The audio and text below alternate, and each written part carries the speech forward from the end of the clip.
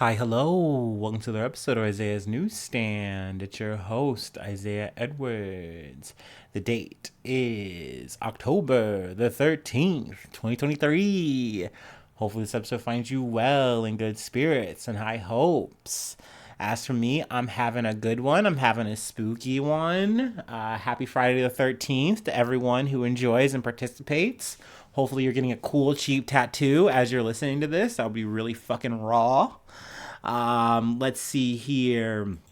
I'm doing pretty well. I woke up thinking I was still, sick, down with the sickness. And who knows, maybe I am, but it feels like I've rallied. My nose feels good. My throat feels pretty good, besides, the shot of bourbon I just took.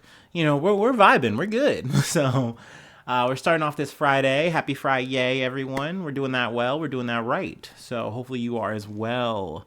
Let's see here. I kind of want to just get into it. There's not much on the personal shit. We've just been rocking and rolling in the free world. So, yeah, let me not take up too much of your time. Also, if you're hearing any music, my neighbors upstairs are jamming. So, that happens. It's a shared studio space in this complex. You can look at it that way. So, yeah, let me go ahead and make some music of my own, and then we'll get into some news.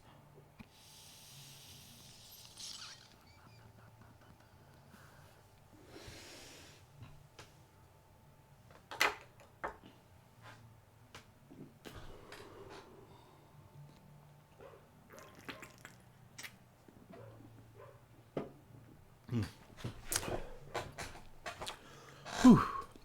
Actually, speaking of music, I've been getting very nostalgic listening to some System of a Down. It's been really nice. Also, I was driving around listening to some Flyleaf. So yeah, I feel like a teenager today. All right, let's talk about the here and now. From NPR News, U.S. and Qatar agree to prevent dispersal of recently unfrozen Iranian funds. The U.S. and Qatar have reached an agreement that the Qataris will not act on any requests from Tehran for the time being to access $6 billion in Iranian funds that were unblocked as part of a prisoner swap last month, a U.S. official said on Thursday. The move, which stops short of a full refreezing of Iranian funds in Qatar's banking system, follows the deadly attacks by Hamas on Israel and continued Republican criticism of the Biden administration's deal with Iran, in which $6 billion was unfrozen in exchange for the release of the 5 detained Americans. The official who outlined the understanding between the U.S. and Qatar was not authorized to comment and spoke on the condition of anonymity. So yeah, just off the top, maybe this is a surprise or a hot take. I fucking hate this. I think it's so fucking stupid. It makes us look like fucking clowns in terms of diplomacy. Because at the end of the day, if you're not keeping up with the Joneses here, that's great. You're probably, living well. You're not stressed out. But like, we've talked about this before in terms of, the deal that took place. And we've also talked about, Iran's potential involvement in what took place last weekend, in Israel. So their potential involvement, which has not actually been by the number proven, we just can know like, oh, well, there was some training that was done by Hamas, but we don't know if the top officials actually approved this, greenlit it. Like there's enough anonymity here that we can't actually fucking, connect the dots. But it's enough where they're like, oh, well, we have enough reason to maybe go ahead and ask Qatar not to do this and work with them on this. And plus, I really do think that the Republican pushback that happened immediately once the deal was inked out is a huge reason, a huge factor here. And I just think it's terrible fucking politics. And I get it. I fucking get it. In the way that this all works out, Iran bad. But at the end of the day here, this was money that you guys specifically, it's not even our money. Like, it's not ours, it's not Qatar's. Like, this was money that is Iran's for their oil. It is crazy as hell to me that we're like, oh, it's actually, we're going to take it back and we're going to keep the hostages. Like, that's insane to me. I think it plays poorly over time, but granted, obviously getting into the guts of it, they haven't fully frozen it. But that being said, it is money that they literally cannot even actually directly put into their pockets anyway. This is supposed to go to humanitarian aid. So, like, it's supposed to go to food and all these other things. And I get it, like, by proxy or whatever the economic term you want to use here, it allows Iran to use their money for, I don't know, nuclear weapons or terrorism, whatever. Okay, whatever. It is their money. I just think it's crazy. No one tells America what to do. You know what I mean? We're cowboys. We're allowed to roam wherever we want with our big stick and do whatever, what have you. But, you know, Iran even whispers something apparently, and it's like, oh yeah, no, we get to take your money back. And once again, hold the hostages. I just don't know how this plays out in the future, because then it's the exact inverse of whatever the Republicans are whining about. Now it's like, well, who trusts our word now? If they take any more hostages, they're just going to fucking do whatever the fuck they want and make us look potentially silly for it. I don't know. I'm obviously over speculating here, but this truly does make me mad, because I like when I got into any kind of political thinking or whatever, I truly believed in democracy. I did. I still want to, like, you know, I want to believe that we can reach across and actually talk to others and do these political things and like make good things happen from it. But how do you do this when you aren't even, like, you know, of your word, in my opinion? And I just feel like this is very, you know, against our word. So I don't know. We'll see how that unfolds over time. You know, like I said, I really do hope that Iran gets their money. You know, like, maybe you're calling it rooting for the villain. I don't fucking know or care, obviously, at this point. But, yeah, man, like, it's their money. They need it now. What the fuck? If it was anyone else, if it was our quote-unquote allies, we wouldn't be hesitating here. So I just think it's fucking weird. I just think it's fucking odd. But let's move on to other things. We're still, you know, staying in the Middle East. From Reuters. Israel warns half of Gaza's population to move south, UN says. The United Nations said Israel's military informed it late on Thursday that 1.1 million Palestinians in Gaza should relocate to the enclave south within the next 24 hours, and what Palestinians fear could be a precursor to a planned Israeli ground offensive following a deadly Hamas militant attack. The UN officials in Gaza were informed by their liaison officers and the Israeli military that the entire population of Gaza, north of Wadi Gaza, should relocate to southern Gaza within the next 24 hours. UN spokesperson Stefan Dujarric said in a statement in New York. This amounts to approximately 1.1 million people, nearly half of Gaza's 2.3 million population. And we are talking like edge to edge, like people like living elbow to elbow, narrow streets, narrow alleyways, all that kind of fucking shit, high rises.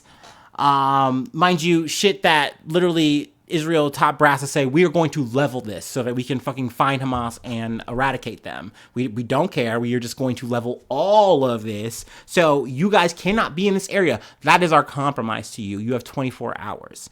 Once again, I've said this before in a previous episode. They cannot leave. They cannot leave, dude. Like, you cannot go to Israel, obviously. You cannot go to Egypt because at this point, you cannot cross. They literally have bombed the area. And not to mention, it is hard enough as is. Maybe you're going to be lucky if you're like, you know, someone who has like dual citizenship or something like that. It is not going to be an easy way, if not impossible, to leave. So, it just puts the people of God, it puts Palestinians in the worst situation. Like, what do? Do you wait? And they're saying, well, okay, you can move to the south, and that's what we'll do. Well, how do you move, once again, 1.1 million people in a situation that is already elbow to elbow into UN shelters and places? It is insane to me that this is how it's going to be here. Just so that, once again, Israel can defend itself. That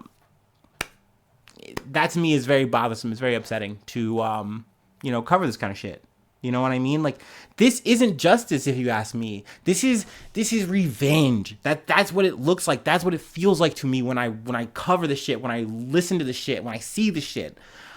like I understand the hurt and the turmoil that people are going through. I mean, I cannot fully obviously grasp it. I only have lost to a certain extent, not like this. But you cannot react like this. It does not work. It does not solve or change anything. That is why every time I come to this, I always have to like just keep stressing. Like, yeah, I do feel like that the only way you can get through this kind of shit is negotiation. You cannot extract your pound of flesh with what I think is going to happen with this ground invasion that they are more or less insinuating. You know, with obviously all the massing of the people. Why am I saying insinuating? That's what they said they were going to do eventually. But obviously the fear is, like, for Israeli, military, is that you are literally running into a trap here. And that's why they're like, okay, well, we're doing all these airstrikes and all this, but it's like, all you're doing is leveling the people. Like, I just do not see the justice here. I do not see what progress can be made here. This just feels terrible. It just looks insane to me. And it really does fill me with fucking sorrow. And look, I am trying to do the best I can to do this fucking both sides shit. I'm hearing all the stories I can, from everything that happened that fucking night. You know what I mean? I do my best to go and look at the fucking history of this shit, where we are now from as far back as I can go. You look, dude, I've looked at the fucking goddamn Bible. At least part of that is the Torah, to some extent, right? Goddamn. So, I don't know, man. Obviously this shit is fucking upsetting. But I am going to, try to do my best to keep you all posted. Let's go ahead and move to the States, though. We do have some shit going on in the good old US of A. From NBC News, House Speaker live updates. Republicans nominate Jim Jordan in private vote. Let's see. I'll actually read a little bit more here. Republicans first voted to nominate Steve Scalise on Wednesday, but after failing to get enough support to win a floor vote, the Louisiana Republican dropped out on Thursday. So this is more or less where we're at as of Friday. Essentially, Steve Scalise initially nabbed the speakership nomination, but was immediately met with like the realization that he was not going to get a full enough turnover. I think he won against Jim Jordan 113 to 99. I don't know. I think those are the numbers. But I think he needed like 17 people total to turn over. And that he just couldn't make enough promises. He couldn't suck and fuck enough to make that happen. So he limped his ass on out. And now we are on fucking Jim Jordan. Fucking Jordan. And I've been thinking about this today. I've been thinking about this lately. We are not making fun of, as a local Ohioan, this is my fault. I take responsibility. It's my bad. I got to take the L because we as Ohioans are not making fun of Jim Jordan enough. I remember being a kid or a teenager, whatever, and there was John fucking Boehner, whatever the fuck he was, Mr. Dictator. He was a fucking speaker for a time. He was a guy, local. And we were clowning that motherfucker. We had so many dick jokes on the ready. I didn't even care about politics at the goddamn time. But we were letting them rip. Beyblade. And here we are now, grown as adults, us millennials, and we are just dropping the ball. We are not serving. So I'm going to do my best to talk about this Skeletor-ass motherfucker a little bit more when I can. While he's got his little fucking 15 seconds of fame. Because I don't think he stands a chance, to be honest. He's already a fucking loser, bro. I don't get how he's going to churn and burn more. Also a thing I haven't touched on, because, essentially this whole House shit is a nothing burger. Congress is a fucking nothing burger. We don't do anything in our Congress. God damn it. But, McCarthy did come up in the news. He did the whole, mafioso emperor type shit where he's like, hey, look, I said I was out. I said I'm done. But if my name's on the ballot, if people are saying, hey, if my name's coming up, I will serve again. I will serve as speaker again. Now, I don't think he stands a snowball's chance in hell. It would be a funny little turnover if he does wind up getting it back. But neither do I think is old Jimmy Jam Jordan. And I also have to mention the reason why I do not like this motherfucker is because not only is he a conservative, he's of the alt, he's more radical. This motherfucker was he has his little fingers in the January 6th pie. You feel me? So fuck this motherfucker. Fuck you, Jimmy. You get the fucking Tomato Town. Fuck you from Cincinnati. We don't like you. I don't like you. I'm not a fan. Boo. So, yeah, I wish you nothing but failure. And, yeah, we could do better. But we'll see. I mean, truly, the house is a mess. They can't seem to fucking get this shit together. And, this is a bit of a, one half. We got to talk about the Senate. I'm going to probably talk about them tomorrow or Sunday. We got some, some senators to talk about in the next episode or, future episodes for sure. But we have one more thing to cover, and then I'll let you get on to this Friday. All right. But you know me. I'm going to take my little break.